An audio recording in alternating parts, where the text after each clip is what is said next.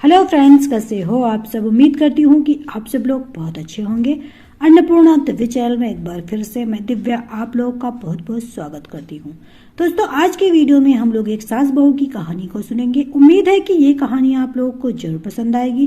कहानी थोड़ी सी भी पसंद आए तो वीडियो को लाइक शेयर कीजिएगा। चैनल पे पहली बार विजिट कर रहे हैं तो अन्नपूर्णा दिव्य चैनल को सब्सक्राइब कीजिएगा और इस कहानी को ज्यादा से ज्यादा शेयर कीजिएगा। तो चलिए फिर शुरू करते हैं।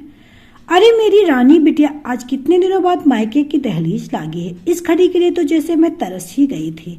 मेघा अपनी बेटी सलोनी को अपने कलेजे से लगाते हुए कहा, जो कि 7-8 महीनों के बाद बस अभी अभी मायके की दहलीज पर पहुंची थी, और वो भी सिर्फ 2 दिन के लिए, क्योंकि तीजों का जो त्योहार मनाना था। मम्मी, आप क्या समझती कि मेरा मन यहाँ आने का नहीं करता, लेकिन माँ और बाबूजी की जिम्मेदारी को छोड़कर मैं आप लोगों के पास रह भी नहीं सकती। सलोनी ने माँ के गले से लिपटे हुए ही कहा।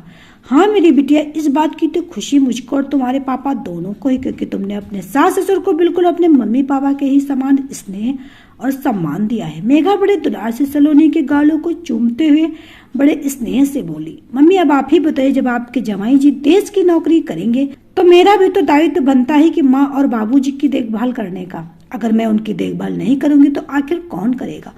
सलोनी भी बहुत खुश होकर बोली। असल में सलोनी का पति मिलिट्री में नौकरी करता, तो साल 6 महीने में सिर्फ 1-2 बार ही आना होता, लेकिन जब से सलोनी की शादी तब से उसने पूरे घर के साथ साथ अपने सास ससुर की जिम्मेदारी को बखूबी संभाला। बस इसी बात का गर्व मेघा और उसके पति को था।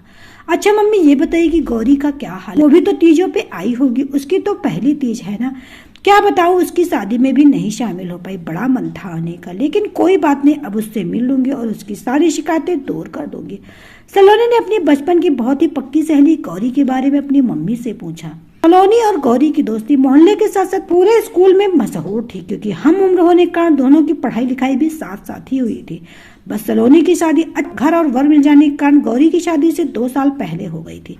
गौरी ने अपनी शादी में सलोनी से बहुत कहा था आने के लिए, लेकिन दरअसल उस समय सलोनी की सास थोड़ी तबीयत खराब हो गई थी, इसलिए वो गौरी की शादी में नहीं आ पाई। बस इसीलिए उसके बारे में जानने की उत्सुकता बहुत हो रही थी सलोनी को। सलोनी बेटा, वैसे मुझको कोई खास बात तो नहीं पता है, लेकिन हाँ, गौरी शादी के बाद 3 महीने ससुराल में है, लेकिन 1-1.5 महीने से तो यहीं पर है। एक दिन खिड़की से दिखाई पड़ा था तो उसकी सास और उसका पति दोनों ही लोग उसके घर आए थे, लेकिन गौरी उनके साथ नहीं गई। मोहल्ले में तो यही चर्चा है कि गौरी ससुराल जाना ही नहीं चाहती। मेघा ने बहुत सोच विचार कर कहा। अच्छा मम्मी, लेकिन आपने तो फोन पर कुछ नहीं बताया मुझको। सलोनी तो मेघा की बात सुनकर आश्चर्यचकित ही रह गई। अब बेटा, जब तक किसी के बारे में पूरी जानकारी न, तब तक कोई बात नहीं करना चाहिए, और खासकर ब्याही ठाई लड़की के बारे में तो और भी सोच समझ बोलना चाहिए ना। गौरी की मम्मी ने कुछ बताया और ना ही कुछ मैंने कुछ पूछने की कोशिश की। तुम तो जानती कि मुझको ज्यादा किसी की बात को खोदने की आदत ही नहीं, मेघा ने समझाते हुए कहा। हाँ मम्मी, ये बात तो बिल्कुल सही कह रहे हैं आप। चलिए मैं अभी गौरी से मिलकर आती हूँ। सलोनी ने उठने का उपक्रम किया। अरे रुको, तो पहले चाय वाय तो पी लो, फिर इत्मीनान से जाना उसके पास। मेघा ने रोकना चाहा। नहीं मम्मी, मैं अभी लौटकर चाय पी, तब तक पापा भी आ जाएंगे। सलोनी ये कहते हुए झट से बाहर निकल गए। रास्ते में 2-3 लोगों से नमस्ते करते हुए सलोनी गौरी के घर पहुंच गई। वैसे भी गौरी का घर था ही कितनी दूर, बस उसके घर से 4-5 घर आगे। सलोनी ने जब गौरी के घर का दरवाजा खड़का तो दरवाजा उसकी मम्मी कांति ने खोला। अरे सलोनी बेटा, तुम कब आई। कांति सलोनी को सामने देखकर बहुत खुश हो गई। आंटी नमस्ते, बस आज ही अभी थोड़ी देर पहले आई हूँ और परसों की वापसी है। सलोनी ने हाथ जोड़ते हुए कहा। हाँ बेटा, ये बात तो है, तुम अपने सास ससुर की जिम्मेदारियों के चलते बिल्कुल भी नहीं रुक पाती हो। कांति ने सलोनी की बातों का जवाब देते हुए कहा। आंटी गौरी कहाँ है। मम्मी तो बता रही थी गौरी यहीं पे है, लेकिन दिखाई नहीं पड़ रही। सलोनी ने इधर से उधर घुमाते हुए गौरी को देखना चाहा। सलोनी बेटा, गौरी अपने कमरे में आराम कर रही, तुम चलो उसके पास कमरे में, मैं तब तक तुम दोनों के लिए चाय बना कर लाती हूँ। कांति ने गौरी के कमरे को इशारा करते हुए कहा। आंटी वैसे तो मम्मी से बोल कर आई थी कि पापा के साथ चाय पीऊंगी आकर, लेकिन आपके हाथ की भी कड़क मसालेदार चाय पिए काफी समय बीत गया। चलिए आज आपके हाथों की ही चाय पीते हैं। इतना कर सलोनी गौरी के कमरे की ओर और कांति रसोई की ओर मुड़ पड़ी। हेलो गौरी, कहाँ हो यार तुम। ये कमरे में इतना अंधेरा क्यों कर रखा। सलोनी ने अंधेरे में गौरी को ढूंढने का प्रयास किया, लेकिन उसको गौरी नजर नहीं आई। तभी उसने हाथ बढ़ाकर लाइट ऑन कर दी, क्योंकि उन दोनों की दोस्ती इतनी प्रगाढ़ थी कि ज्यादातर दोनों का समय एक दूसरे के घर में ही एक साथ व्यतीत होता था और दोनों को ही एक दूसरे के घर और कमरे के बारे में पूरी जानकारी थी। शायद गौरी उस समय सो रही थी और लाइट खुलते ही अचानक उठ बैठी, और इस तरह अचानक सामने सलोनी को देखकर पहले तो हतप्रभ रह गए, फिर एकदम से चहक उठी। अरे सलोनी, तो कब आई। गौरी चहक के बोली। बस अभी अभी थोड़ी देर और देख फटाक से तुमसे मिलने के लिए भी दौड़ी चली आई और सलोनी ने दौड़कर गौरी को अपनी बाहों में भर लिया। सच्ची सलोनी, मेरा भी तुमसे मिलने का बहुत मन कर रहा था, लेकिन गौरी ने जानबूझकर बात अधूरी छोड़ दी। तू बता कैसी है तू और कैसे हमारे देश प्रेमी जीजा जी? मैं भी बहुत बढ़िया हूँ, तुम्हारे देश प्रेमी जीजा जी भी बहुत बढ़िया हैं, बस जी जान से देश से की सेवा में लगे हुए हैं। लेकिन तू अपनी बता कैसी कट रही तेरी मदन जीजा जी के साथ? सलोनी ने चहकते हुए पूछा। इतना सुनते ही गौरी तो एकदम से ही चुप हो गई। क्या हुआ गौरी, कोई खास बात? तुम मेरी बात सुनकर एकदम से चुप क्यों हो गई? सलोनी गौरी ठुड्डी अपने हाथों से ऊपर करते हुए कहा। नहीं सलोनी, कोई बात नहीं, गौरी ने आंख चुराते हुए कहा। नहीं गौरी, कोई ना कोई बात तो जरूर है, वरना तुम एकदम से चुप ना लग जाती। इतना तो मैं अपनी दोस्त को अच्छी तरह से जानती हूँ, हार मानने वालों में से नहीं थी। सलोनी, पता तुझको, मदन ने मुझसे शादी अपने लिए थोड़े न की थी, उसे तो बस अपने घर और मम्मी के लिए नौकरानी चाहिए थी, गौरी ने रोष भरे शब्दों में कहा। मतलब मैं समझी नहीं गौरी। सलोनी, मदन मेरे पति कम मॉम्स बहुत ज्यादा बनकर रहना चाहते, उन्हें हर वक्त अपनी माँ की ही फिक्र लगी रहती। जब तक माँ को अपने साथ बिठाकर खाना न खा ले उनको चैन नहीं पड़ता, जब तक अपनी माँ के पैर न दबा ले तब तक सोने के लिए भी नहीं आएंगे। यहाँ तक कि कहीं घूमने भी जाएंगे तो मम्मी जी को साथ ही लेकर जाने की कोशिश करते हैं।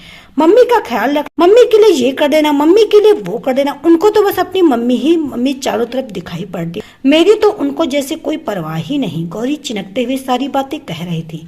लेकिन गौरी, एक बात बताओ कि मदन जी तुमको भी बिल्कुल प्यार नहीं करते क्या? सलोनी ने गौरी के मन की था लेना चाहिए। ऐसा नहीं सलोनी, प्यार तो करते हैं मुझसे, अगर प्यार ना होता तो मुझको यहाँ पर आकर मनाने की कोशिश ना करते। लेकिन यार हद होती है, मैं तो मदन के मुंह से माँ माँ सुनकर ऊब गई हूँ। मैं तो ससुराल जाने से साफ मना कर दिया और साथ ही ये भी कह दिया कि जब तक तुम अलग घर लेकर नहीं रहते तब तक मैं तुम्हारे पास वापस नहीं आऊंगी, फिर चाहे मुझको तलाक ही क्यों ना लेना पड़े। मैंने सही किया ना सलोनी? गौरी ने सलोनी का चेहरा ताकते हुए कहा, जो कि बहुत ध्यान से गौरी की बातों को सुन और समझ रही थी।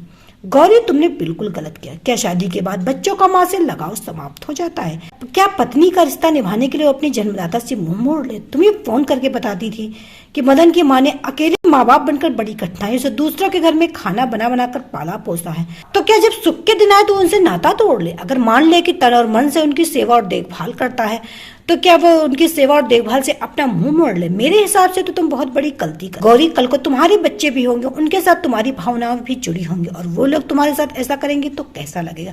जरा ये बात अपने ऊपर डालकर सोचकर देखना। सॉरी यार, कुछ ज्यादा ही बोल गई, लेकिन अगर हम बेटियां अपने माँ बाप से प्यार कर सकते हैं और उनके प्रति अपना फर्ज निभा सकते हैं तो अपने माँ बाप समान सास ससुर के लिए क्यों नहीं? गौरी, तुम तो खुश नसीब हो कि जीजा जी का साथ तुमको हर पल हर दिन मिलता है और फिर भी तुम उसकी माँ की सेवा से चिढ़ती हूँ। लेकिन तुम्हारा जीजा जी तो हमेशा बाहर ही रहते, लेकिन शायद ही मैं कभी अपने सास ससुर की सेवा को लेकर हिचकिचाती हूँ, जबकि जब वे 6 महीने बाद आते तो ज्यादातर समय अपने माता पिता और संबंधियों के साथ बिताते हैं। लेकिन मुझको बिल्कुल भी बुरा नहीं लगता, क्योंकि मेरी वजह से अपने रिश्ते नाते थोड़े ही ना छोड़ देंगे। तुम ही बताओ, क्या मैं गलत कह रही हूँ?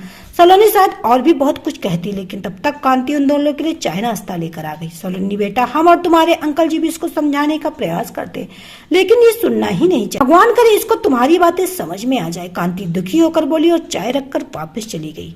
सोचो गौरी, अगर कल को तुम्हारे भाई तुम्हारी मम्मी पापा को असहाय छोड़कर चला जाएगा तो तुम्हें को कैसा लगेगा? सलोनी हार नहीं मानना चाहिए, क्योंकि गौरी की गृहस्थी वो ऐसे ही नहीं उसकी नादानी से बिखरने देना चाहती थी। सॉरी सलोनी, सचमुच में बहुत बड़ी गलती करे। अच्छा हुआ तुम मुझसे मिलने आ गई, वरना मैं शायद खुद अपने सुख में आग लगा देती। मैं बहुत जल्दी मदन को बुलाकर अपने घर वापस चली जाऊंगी। तुमने सही कहा, मेरे साथ तो हर समय मदन रहते हैं, फिर भी मैं मम्मी जी की सेवा से चिढ़ती हूँ। लेकिन तुम तो जीजा जी के बाहर रखने के बावजूद भी खुशी खुशी उसके माता पिता की सेवा करती हो। आज सचमुच मेरी आंखें हमेशा के लिए खुल गई। थैंक यू सलोनी। गौरी झट से सलोनी के गले से लग गई। उस दिन तो सलोनी खैर वापस चली, लेकिन बाद में उसकी मम्मी ने बताया कि गौरी अब अपनी ससुराल में बहुत खुश है और अक्सर गाड़ी से अपने पति के साथ मायके भी आती है। सलोनी अपनी सहेली को खुश जानकर सचमुच बहुत खुश होती है। तो दोस्तों, छोटी सी कहानी आपको कैसी लगी हमें कमेंट करके जरूर बताइएगा। उम्मीद है कि जरूर पसंद आई होगी। कहानी थोड़ी सी भी पसंद आए तो वीडियो को लाइक शेयर कीजिएगा। चैनल पे पहली बार विजिट कर रहे हैं तो अन्नपूर्णा दिव्य चैनल को सब्सक्राइब कीजिएगा और इस कहानी को ज्यादा से ज्यादा शेयर कीजिएगा। चलिए फिर मिलते हैं नई कहानी के साथ नई वीडियो में, तब तक के लिए bye bye. Subscribe now and press the bell icon. Never miss an update.